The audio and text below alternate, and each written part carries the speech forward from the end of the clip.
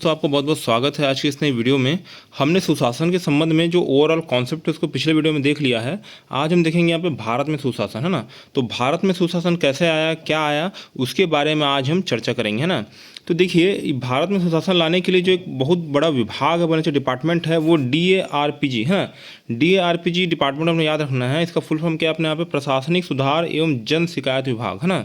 प्रशासनिक सुधार एवं क्या बोला है मैंने यहाँ पे, जन शिकायत विभाग ने अपनी रिपोर्ट, है ना, अपनी रिपोर्ट क्या बोला मैंने यहाँ पे, शासन की दशा मूल्यांकन की एक रूपरेखा में शासन के 5 आयाम में, शासन कितने आयाम में, 5 आयाम विभाजित किया है ना। ठीक है भाई, यहाँ पे कि आप भारत में सुशासन कैसे ला सकते हैं, आपको कौन कौन सी चीज़ों में काम करना पड़ेगा, और ये किसने बताया है यहाँ पे, DARPG मतलब प्रशासनिक सुधार एवं जन शिकायत विभाग ने।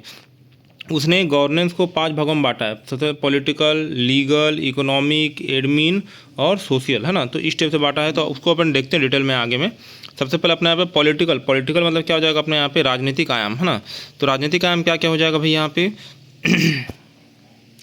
पॉलिटिकल डायमेंशन, यह सर्वाधिक महत्वपूर्ण पहलू है जो राजनीतिक प्रतिस्पर्धा की गुणवत्ता, प्रतिनिधित्व एवं शक्ति विकेंद्रीकरण पर क्या देता है, यहाँ पे ध्यान देता है। जो राजनीतिक प्रतिस्पर्धा क्या बोला मैंने यहाँ पे, गुणवत्ता पे ध्यान देगा, प्रतिनिधित्व पर ध्यान देगा और शक्ति विकेंद्रीकरण पर क्या करेगा, यहाँ पे ध्यान देगा। तो राजनीतिक आयाम क्या हो जाता है यहाँ पे, सुशासन लाने के लिए बहुत ज़्यादा इंपॉर्टेंट हो जाता है ना। सबसे पहले तो यहाँ पे आम जनता ही यहाँ पे अपने मताधिकार का सही उपयोग और जन सहभागिता के माध्यम से यहाँ पे, है ना, सरकार कर सकती है या फिर नेता मंत्री, अच्छे नेता मंत्री का चयन करके यहाँ पे क्या कर सकती है, यहाँ पे शासन में ला सकती है ना। उसका यहाँ पे देखिए, यहाँ पे विधायिका कार्य पद्धति, विधायिका संसदीय कार्य पद्धति भी क्या रहनी चाहिए, अच्छी रहनी चाहिए, जिससे सुशासन की नींव क्या होती है, यहाँ पे मजबूत होती है। राजनीतिक विकेंद्रीकरण मतलब यहाँ पे आप केंद्र स्तर पे यहाँ पे शासन ना करें, आपको राज्य को शासन देना पड़ेगा यहाँ पे, और पंचायती लेवल पे भी क्या देना पड़ेगा यहाँ पे, मतलब यहाँ पे शासन आपको देना पड़ेगा। तो इसकी मतलब यहाँ पे बोलना चाहिए, यहाँ पे ग्रास रूट लेवल तक यहाँ पे प्रशासन की जो इकाई है उसको पहुँचाना पड़ेगा, शासन की इकाई को पहुँचाना पड़ेगा। तो यही अपना क्या है यहाँ पे, राजनीतिक विकेंद्रीकरण, है ना। राजनीतिक दलों और कार्यकारिणी का आचरण एवं उत्तरदायित्व, मतलब राजनीतिक दलों का उत्तरदायित्व आचरण कैसा है, इसके ऊपर चीज़ें डिपेंड करती है ना, कि राजनीतिक दलों को अपना, है ना, आचरण भी क्या रखना चाहिए यहाँ पे, और है ना, अच्छा रखना चाहिए, और उत्तरदायित्व से दूर नहीं भागना चाहिए, है ना। जो उन्होंने चुनाव समय में वादे किए थे उनका 100% प्रतिपूर्ति करके ही सुशासन के मार्ग में क्या किया जाता है, आगे बढ़ा जा सकता है। अब दूसरा पॉइंट क्या है यहाँ पे, विधिक और न्यायिक आयाम, ये भी बहुत इंपॉर्टेंट हो जाते हैं। लीगल एंड जुडिशियल, कानून व्यवस्था को प्रभावी बनाए रखने और मानवाधिकारों की सुरक्षा का मापन इसमें किया जाता है। मतलब यहाँ पे कानूनी व्यवस्था क्या करना, आपको प्रभावी बनाना, ठीक है। कानूनी व्यवस्था को क्या बनाएंगे, प्रभावी बनाएंगे, और मानवाधिकारों की क्या करेंगे, यहाँ पे सुरक्षा करेंगे, है ना। तो मानव का अधिकार बहुत इंपॉर्टेंट हो जाता है। कानून व्यवस्था और आंतरिक सुरक्षा बनाए रखना, ठीक है भाई, है ना। लॉ एंड ऑर्डर मेंटेन करना, मूलभूत अधिकारों की रक्षा करना, फंडामेंटल जो राइट्स है जो संविधान ने हमको दिए हैं ना, जो संविधान आपको मूलभूत, है ना, अधिकार दिए हैं, उनकी रक्षा भी कौन करता है यहाँ पे, है ना, कानून करता है। पुलिस एवं प्रशासन का नागरिक मित्र व्यवहार, है ना। पुलिस मतलब वो मूंछों वाला पुलिस या फिर प्रशासन यहाँ पे जो डंडे बरसाती हो, ऐसे प्रशासन से हमें बचना है। और उस पुलिस से क्या होना चाहिए, यहाँ पे पुलिसिंग व्यवस्था जो क्या करती है, यहाँ पे बेगुनाहों को फंसाती है, तो ऐसी पुलिसिंग से बचना है ना। अपने क्या करना है यहाँ पे, पुलिस और नागरिक और प्रशासन और नागरिक के बीच क्या करना है, यहाँ पे मित्र व्यवहार क्या करना है, अपने को बनाना है ना। न्याय और न्यायिक उत्तरदायित्व, तो यहाँ पे इनका भी यहाँ पे उत्तरदायित्व या अकाउंटेबिलिटी यहाँ पे होनी चाहिए, कि जुडिशल सिस्टम क्या करे, अगर कुछ गलत न्याय देता है या जिससे किसी क्या हो जाता है, बेगुनाह को क्या कसूरवार ठहरा दिया जाता है, तो उसके उत्तरदायित्व का भी यहाँ पे निर्धारण किया जाना चाहिए। उसका तीसरा मैंने बोला यहाँ पे प्रशासनिक आयाम, एडमिनिस्ट्रेटिव डायमेंशन, इसमें क्या हो जाएगा यहाँ पे, मानवीय एवं वित्तीय संसाधनों की क्षमता, प्रशासन की अनुक्रियात्मक, हाँ, मतलब रिस्पॉन्सिवनेस का निर्धारण, है ना। तो क्या बोल रहा है यहाँ पे, देखिए प्रशासन मतलब क्या हो जाएगा, प्रशासन में अपने IAS IPS ये सब अधिकारी जो रहते हैं उनका जो डायमेंशन अगर अपन देखेंगे यहाँ पे, तो वो भी बहुत इंपॉर्टेंट हो जाता है ना। तो मानवीय, है ना, जो मानव है, और वित्तीय संसाधनों की क्षमता, प्रशासन की अनुक्रियात्मक रिस्पॉन्सिवनेस का निर्धारण इसमें किया जाता है ना। नागरिक इंटरफेस और संलग्नता, मतलब यहाँ पे सिटीजन मतलब नागरिकों की सहभागिता बढ़ाना, है ना। नागरिकों की सहभागिता बढ़ाना और उन्हें क्या करना है यहाँ पे, अपने साथ संलग्न करना यहाँ पे, और चीज़ों को उनके मतलब यहाँ पे हित में करना, ये सब चीज़ यहाँ पे प्रशासन के उत्तरदायित्व हो जाते हैं ना। आधारभूत सेवा वितरण, है ना। मान लीजिए यहाँ पे सरकार ने कोई योजना बनाई है और उसका लाभ जो अंतिम व्यक्ति तक नहीं पहुँच पा रहा है, तो वो जो, है ना, लाभ और सेवाएँ हैं उसका भी यहाँ पे वितरण यहाँ पे अंतिम से अंतिम व्यक्ति तक किया जाना, ये भी बहुत ज़्यादा इंपॉर्टेंट हो जाता है ना। भ्रष्टाचार तो वेरी इंपॉर्टेंट, यहाँ पे भ्रष्टाचार नहीं होना चाहिए यहाँ प्रशासन में, है ना। जो भी अधिकारी या कर्मचारी वो भ्रष्टाचार से दूर रहे, सतर्कता उनमें बनी रहे, और लाल फीताशाही, है ना, रेड टेपिज्म, ये सबसे मतलब बोलना चाहिए यहाँ पे नौकरशाही या प्रशासनिक आयाम की सबसे बड़ी यहाँ पे कमी बोलना चाहिए यहाँ पे, है ना। जो बहुत सारी फाइलें हैं उनको क्या कर दिया जाता है यहाँ पे, एक पुट्ठे में बांध करके क्या करते हैं, लाल फीते से बांध दिया जाता है ना। तो फाइल जब तक आप पैसा नहीं दोगे तो खुलती नहीं, यही है लाल फीताशाही। इससे क्या होती है, काम में लेट लतीफ़ी आती है ना। अब यहाँ पे एक और पॉइंट है यहाँ पे 9 लोक प्रबंधन। तो 9 लोक प्रबंधन के माध्यम से आप क्या कर सकते हैं, यहाँ पे सुशासन को ला सकते हैं, है ना।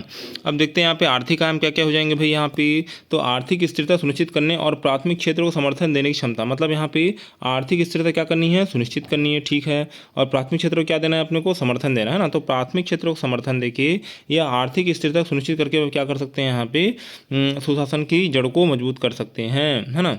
तो सबसे पहले क्या करना है यहाँ पे, वित्तीय शासन, मतलब यहाँ पे जो शासन ऐसा हो जो वित्तीय स्थिति को ध्यान में रखते हुए क्या किया जाए, है ना। उसके बाद यहाँ पे कारोबारी माहौल, है ना।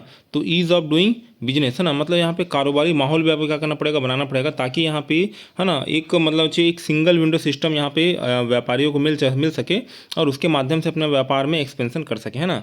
प्रतियोगिता, मतलब यहाँ पे फ्रूटफुल कंपटीशन होना चाहिए, ऐसा नहीं कि आप यहाँ पे किसी को मार काट करके अपने व्यापार को आगे बढ़ा रहे हो, है ना। तो यहाँ पे प्रतियोगिता मतलब अच्छी होनी चाहिए और बाजारवाद पर बल यहाँ पे दिया गया है ना। अब उसका देखिए 5वां और लास्ट पॉइंट क्या है यहाँ पे, सोशल और इन्वायरमेंटल, है ना, मतलब समाज के सुबेद वर्गों का ध्यान रखने की राज्य की क्षमता, मतलब यहाँ पे सुबेद वर्ग हो ना, मतलब यहाँ पे जो समाज के सुबेद वर्ग है, मतलब वैल्यूएबल सेक्शंस हैं यहाँ पे, उन पे सरकार को क्या रखना चाहिए, यहाँ पे ध्यान रखना चाहिए, जिससे सुशासन की नींव क्या होगी, मजबूत होगी। मतलब यहाँ पे सुबेद वर्ग मतलब कौन सा जाएगा, यहाँ पे जो निर्धन है, पिछड़े हैं, है ना, जो वंचित हैं, उन वर्गों का कल्याण करने में सरकार को अधिक ध्यान देने की आवश्यकता है ना। नागरिक समाज, सिविल सोसाइटी और मीडिया की भूमिका भी इसमें क्या हो जाती है, यहाँ पे बहुत ज़्यादा इंपॉर्टेंट हो जाती है। और पर्यावरण प्रबंधन मतलब इन्वायरमेंटल मैनेजमेंट, है ना, आप ये सब विकास जो कर रहे हैं, सुशासन ला रहे हैं, ये सब सुशासन यहाँ पे पर्यावरण को ताक में रखकर आप नहीं ला सकते, है ना। आपको पर्यावरण क्या करना पड़ेगा, पीछे छोड़ना पड़ेगा, तभी ये सब चीज़ें आप क्या कर सकते हैं, ला सकते हैं ना। तो देखिए यहाँ पे भारत में शासन संबंधी चुनौतियाँ, मतलब यहाँ पे आप सुशासन तो ला रहे हैं पर इसमें चुनौतियाँ क्या रही है। मैंने पहला पॉइंट राजनीतिक आयाम बताया था। तो राजनीति में क्या हो गया, यहाँ पे अपराधीकरण बहुत ज़्यादा बढ़ गया है और संसद और जो सांसद और विधायक है उसमें करीबन यहाँ पे भारत में 60% से एबो नेता क्या है यहाँ पे दागी हैं, उनके ऊपर कोई ना कोई आपराधिक प्रकरण चल रहा है। तो कहीं ना कहीं यह विषय जो है बहुत चिंतनीय है ना। सत्ता का दुरुपयोग करते हैं यहाँ पे, शक्ति का दुरुपयोग, जो राजनेता जो बैठे हैं अपनी शक्ति का गलत तरीके से दुरुपयोग, है ना, करते हैं और उसके बाद क्या करते हैं, अपने हितैषी लोगों को क्या करते हैं, फ़ायदा पहुँचाते हैं, है ना। उसके बाद मैंने बोला था यहाँ पे न्यायिक आयाम बोला, सेकंड पॉइंट, है ना। तो अब न्याय में क्या होता है, हमेशा विलंब होता है और इसमें जवाब देते कमी होती है। एक बार न्याय हो गया मतलब ख़त्म बात, है ना, जिसको सज़ा मिल गई उसको मिल गई यहाँ पे, है ना। तो ये सब चीज़ें नहीं होनी चाहिए न्याय व्यवस्था में। उसके बाद मैंने बोला था यहाँ पे आर्थिक मतलब क्या जाएगा, वित्तीय असंतुलन यहाँ पे बहुत ज़्यादा बढ़ गया है ना।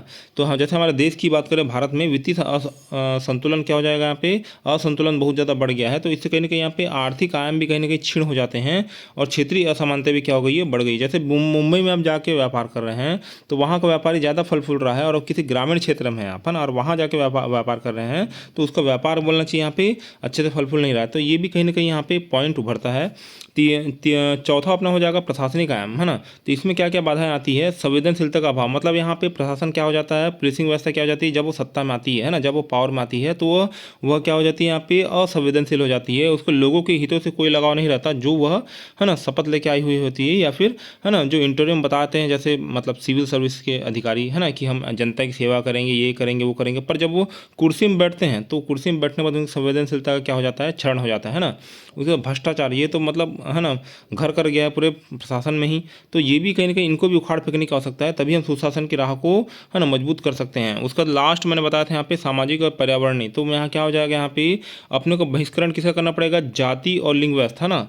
ठीक है, हमको समाज के दबे कुचले निर्धन या फिर असहाय लोगों की सेवा करनी है, पर अभी भी समाज में जाति और लिंग व्यवस्था क्या है, यहाँ पे व्याप्त है, तो इसको दूर किए जाने की आवश्यकता है ना। उससे क्या हो रहा है, पर्यावरण का क्षरण बहुत हो रहा है। मैंने बोला था यहाँ पे इन्वायरमेंटल मैनेजमेंट करना है, पर सरकार इन्वायरमेंटल मैनेजमेंट की ओर ध्यान देती ही नहीं है ना।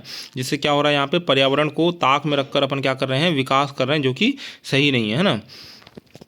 अब देखिए सुशासन के लिए पहलकारी कदम क्या क्या बढ़ाए गए। सबसे पहले तो विकेंद्रीकरण और जन भागीदारी, है ना। विकेंद्रीकरण करने के लिए यहाँ पे 73वें और 74वें संशोधन अधिनियम द्वारा क्या किया गया, 1992 में स्थानीय शासन, है ना, मतलब स्थानीय शासन यहाँ पे लाया गया, ठीक है। मतलब पंचायती राज और नगरीय निकाय की स्थापना की गई। उसके बाद यहाँ पे राज्य राष्ट्रीय महिला आयोग 1992 में स्थापित किया गया और मानवाधिकार आयोग 1993 में, है ना। तो ये अपने को याद रखना है, ये तो 92 92 93 92 92 93, तो ऐसा करके याद रहेगा अपने को, ठीक है, ये भी समझ में आ गया।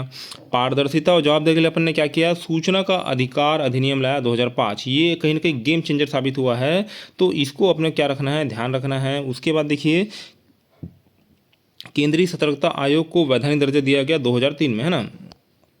तो केंद्रीय सीवीसी जो बोलते हैं, सेंट्रल विजिलेंस, है ना, मतलब कमीशन, तो इसको क्या किया गया 2003 में वैधानिक दर्जा दिया गया। अब ये अच्छे से काम कर पाया। उसका नागरिक अधिकार पत्र, है ना, मतलब सिटीजन चार्टर लेटर की शुरुआत हुई यहाँ पे, और कंप्यूटरीकृत लोक शिकायत निवारण प्रणाली, है ना, मतलब निगरानी प्रणाली। कोई भी अगर कोई लोग यहाँ पे शिकायत कर रहे हैं तो उसकी निगरानी कैसे करोगे आप, यहाँ पे कंप्यूटर के माध्यम से करोगे। तो यह सिस्टम कब आया था, 2001 में।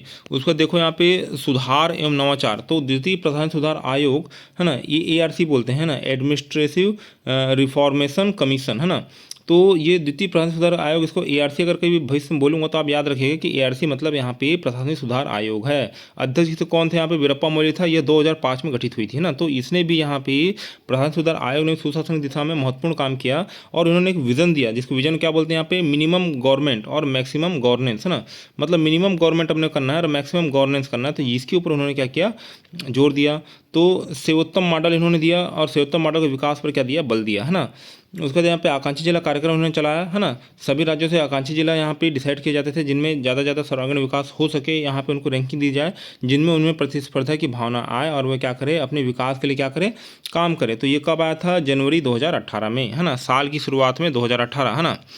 DARPG का सुशासन ढांचा क्या हो जाएगा, मैंने वही बताया था। DARPG क्या है अपना, सबसे शुरू में मैंने बताया था प्रशासनिक सुधार एवं जन शिकायत विभाग, DARPG, है ना।